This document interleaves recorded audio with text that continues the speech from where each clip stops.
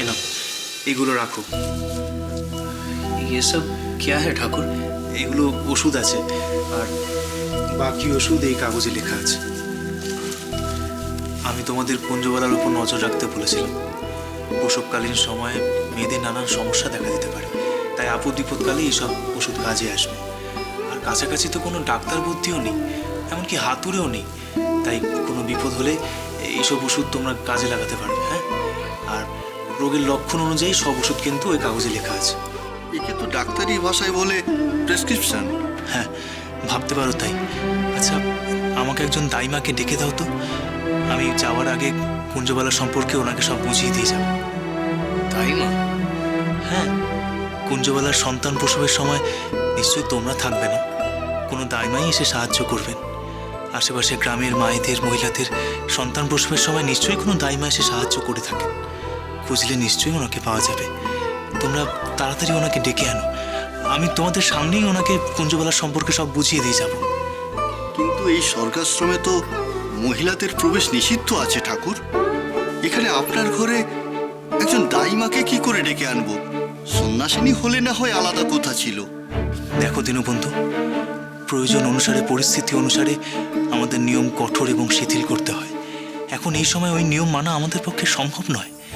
এই স্বর্গাশ্রমে কুঞ্জবালাকে রাখতে হলে একজন দাইমাকেও যাতায়াত করতে দিতে হবে বই কি। पर सभी लोग आपत्ति करते पारे ठाकुर।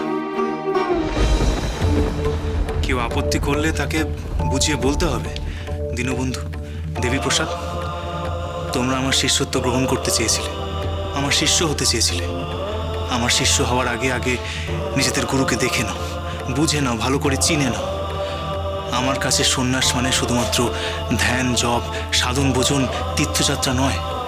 আমার কাছে সন্ন্যাস মানে হলো গিয়ে মানুষের সেবা করা।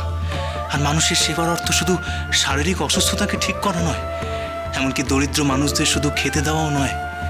অশিক্ষিত মানুষদের শিক্ষিত করাও মানুষের সেবার মধ্যে পড়ে।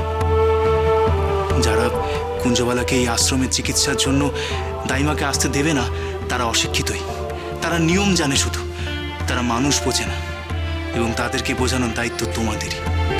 হয়তো সেখানে কোথাও কোথাও সংঘাত হতে পারে, তাহলে হবে, তাতে ঘাবড়াবে না। জানবে, ভগিনী নিবেদিতা মেয়েদের লেখাপড়া শেখানোর জন্য বাড়ি বাড়ি গিয়ে মানুষদের বুঝিয়েছিলেন। এমনকি সেই কাজে তাকে অনেক লাঞ্ছনা, অনেক অপমানিত হতে হয়েছিল। কিন্তু সেই সব অপমান তিনি গায়ে মাখেননি। তিনি গুরুর আদেশ পালন করে প্রকৃত সন্ন্যাসিনীর কর্তব্য পালন করেছিলেন। আমি তোমাদের একই কাজ করতে বলছি, কি তোমরা পারবে না?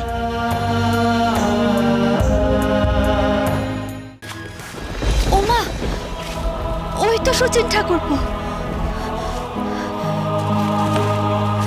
ঠাকুরপো,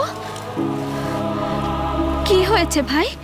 তুমি তো আজই কলকাতা ফিরে যাবে, আর তো কোনো অসুবিধে নেই। তাহলে বাড়িতে কাউকে কিছু না বলে এত দূরে এসে একা একা বসে আছো কেন? চলো বাড়ি চলো। বাড়িতে সবাই তোমার জন্য দুশ্চিন্তা করছে, ওঠো।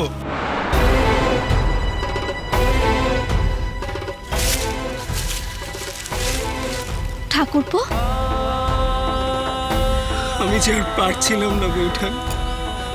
তুমি আমাকে কোন দুর্বিষহ যন্ত্রণার মধ্যে ফেলে রেখে কাল রাতে চলে গেছিলে। আমি যে কিছুতেই তরুলতার সাথে এক ঘরে থাকতে পারছিলাম না। খালি আমার চোখের সামনে সরলার মুখটা ভেসে উঠছিল। নিজেকে অপরাধী বলে মনে হচ্ছিল। আমি কিছুতেই ওইখানে থাকতে পারছিলাম না বৌঠান। কালোটা বাসর ছিল না, ওটা ছিল আমার কয়েদখানা। তাই তরুলতা ঘুমিয়ে পড়তেই আমি ওইখান থেকে বেরিয়ে চলে আসি। তুমি আমার ঘরে চলে আসতে পারতে। আমার যে মাথা ঠিক ছিল না ভাই, মনে হচ্ছিল জলে ঝাঁপ দিই, নিজেকে শেষ করে দিই।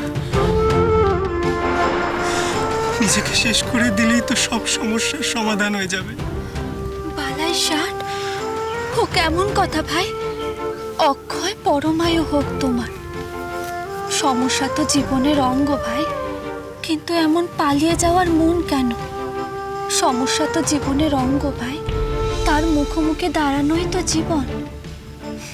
জানি আগুনে পোড়া আর তার তাপ পোহানো যেমন এক নয়, তেমনি সমস্যার মধ্যে থাকা আর বাইরে থেকে তা নিয়ে জ্ঞান দেওয়াও এক নয়।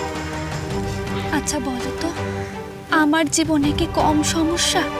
তাই বলে কি আমি কখনো পালিয়ে যাওয়ার কথা ভেবেছি? আমার মতো একজন গা ঘরের মেয়ে যে অশিক্ষিত, সে যদি লড়াই করতে পারে, নিয়তের সাথে বারবার লড়ে যেতে পারে। তুমি তো কলকাতা শহরের একজন পাশ করা ডাক্তার ঠাকুরপো, একজন শিক্ষিত ছেলে। তুমি কেন লড়াই করতে পারবে না? লড়াইয়ের আগে হেরে যাবে কেন? মন শক্ত করো, সত্যের মুখোমুখি দাঁড়াবে এসো। চলো বাড়ি চলো, তোমাকে তো আজ কলকাতা ফিরতে হবে। তোমার সব জিনিসপত্রগুলো গোছগাছ করে নেবে, আর দেরি করলে রেলগাড়ির সময় যে পেরিয়ে যাবে ভাই। এসো।